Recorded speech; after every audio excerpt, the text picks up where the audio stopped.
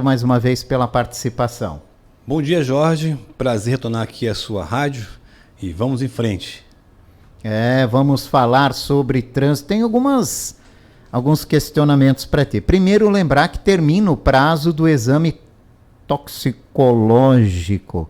É verdade. Agora em março, né? Finalzinho do mês agora é o prazo para quem não fez fazer, porque daí em diante a multa é gravíssima, 7 pontos na carteira, 3 meses de suspensão. Então já foi várias vezes, né, Jorge, prorrogado. E agora esperamos que quem não fez, faça. Se você ainda não fez e tem a necessidade de fazer, quem precisa fazer esse exame?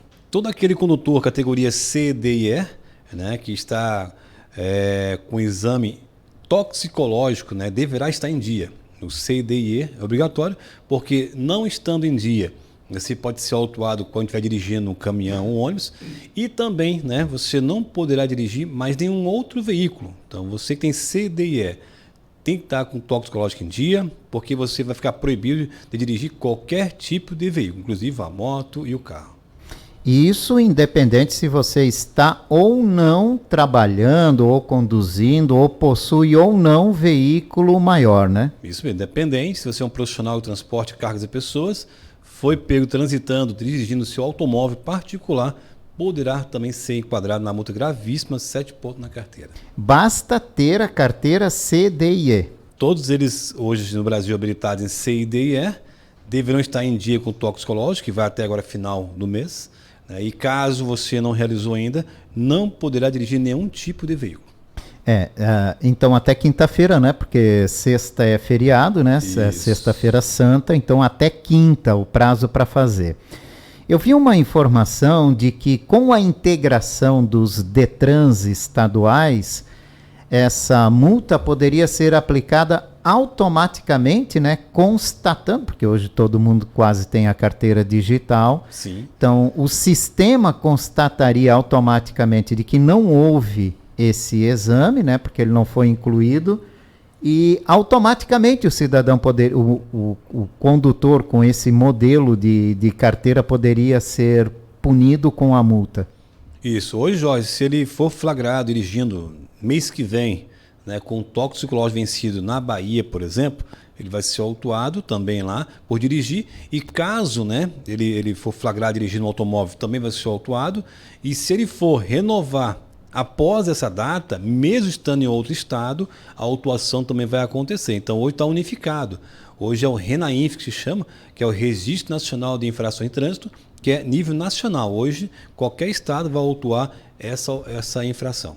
E o sistema por si próprio pode observar que não houve o exame e modificar, sim, mesmo sem ele ser abordado? No caso da carteira do documento do veículo vencido, sim. Nesse caso toxicológico, só abordando. Ou abordado, né, foi abordado pela polícia, ou quando ele for dar entrada para renovar a carteira. Aí automaticamente o sistema já autua. Então, se a pessoa venceu a carteira, não renovou, automaticamente o sistema pune ele? Pune, porque na hora que ele for abrir o processo para renovar, já vai constatar que ele não fez. Então, isso independente do estado. Hoje é unificada essa informação. Bom, fique atento, né? Não dá para escapar, não. Fique atento, não é fácil. Fábio Campos, mudança de pista. Tem vias hoje aqui em Blumenau são mais comuns, né? 2 pistas, 3 pistas, 4 pistas. Aí o veículo está na sua frente, ele liga a seta para mudar de pista. Eu tenho a obrigação de dar o espaço para ele, reduzir para que ele mude de pista. Isso. Ou eu posso ultrapassá-lo normalmente e ignorar o sinal de mudança de pista? Uma via duplicada hoje, Jorge, né? Pega Blumenau, por exemplo, Rua 7 de Setembro, Beira Rio, Rua Bahia, Rua 2 de Setembro, Demissões, são duplicadas. Então, você deve manter o limite de velocidade sempre no máximo, que é 60, à direita. Sempre a pista da esquerda livre, né? Por quê? Porque livre. Primeiro porque você não pode controlar a velocidade de um outro veículo. Quem faz isso é a fiscalização. Segundo, por que a passagem é sempre livre?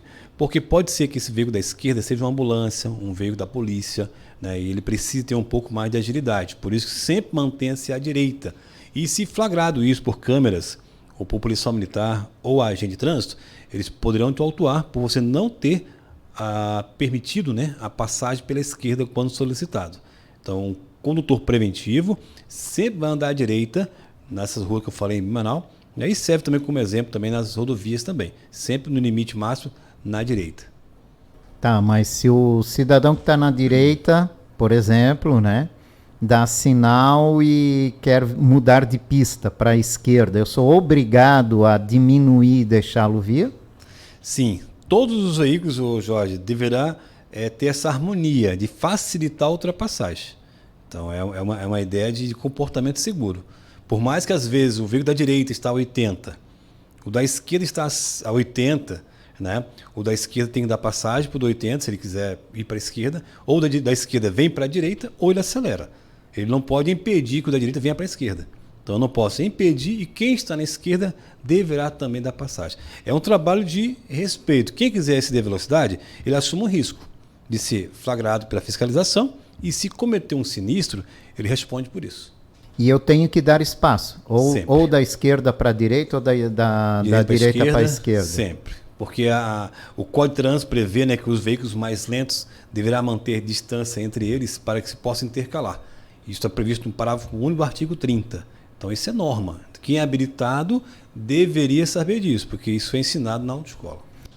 Nada de ficar trancando os outros, não, então, vai né? Segurando, não, deixa a passagem Tem gente livre. que não te dá espaço de jeito nenhum para mudança de pista. Infelizmente, Jorge, acontece bastante. E não só com automóveis, tá? Veículos grandes também. Você pega um exemplo aqui no Morro do Boi, tá ali em Balneário, em Itapema. Vários caminhões vão na esquerda, subindo porque tem um mais lento que o outro. Só que Sim. ele acaba congestionando as demais faixas. E não poderia. E lá, inclusive, tem placas obrigando que ele fique à direita, que é um agravante. Lá já está quase invertendo, né? Os carros menores na direita e os maiores na esquerda. Ele vem embalado, né, Jorge? Aí quer pegar o embalo, não perder aquela física, né, que eles criaram de velocidade e tempo e acaba indo para a parte da esquerda. E o menor que deveria ser protegido tem que se virar, vamos dizer assim.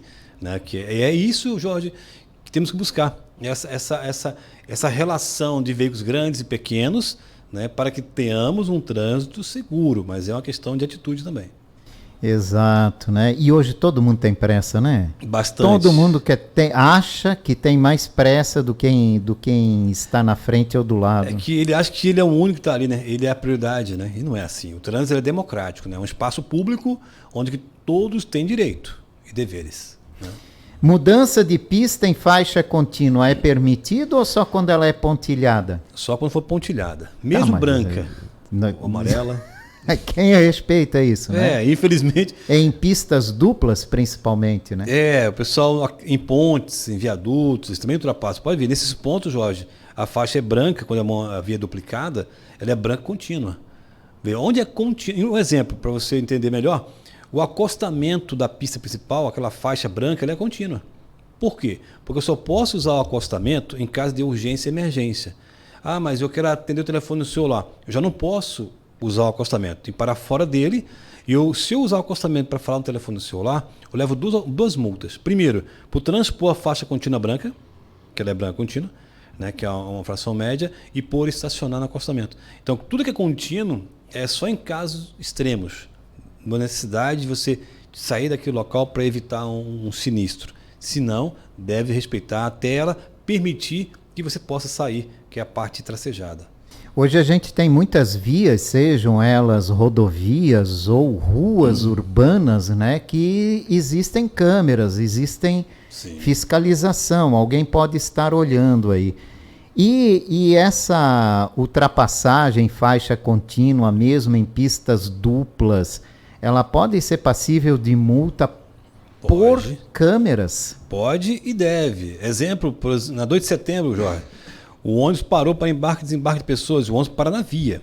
Né? Dependendo do trecho, se ela for contínua, tu não pode nem ultrapassar o ônibus. Tem que ficar atrás dele.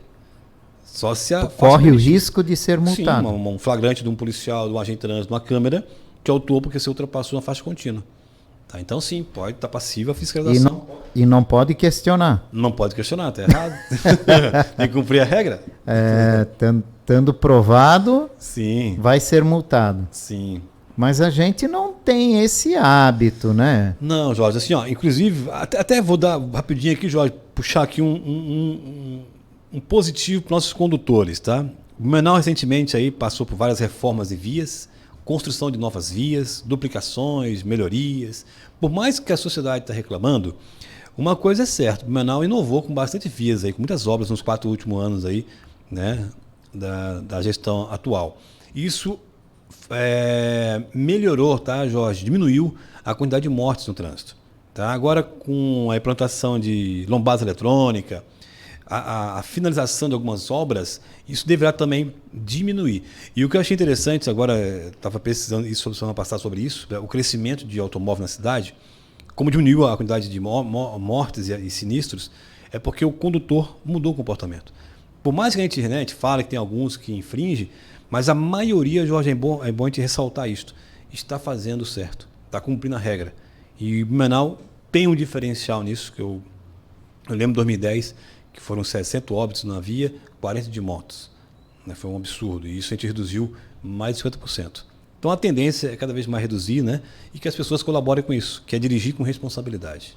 Acima de tudo, né? Sempre. Zelo pela vida, né? É o que a gente pede. Obrigado, Fábio, pela participação nessa segunda-feira. Grato, Jorge. Uma ótima semana. Até semana que vem. Educação para o trânsito, aqui também na Itaberá.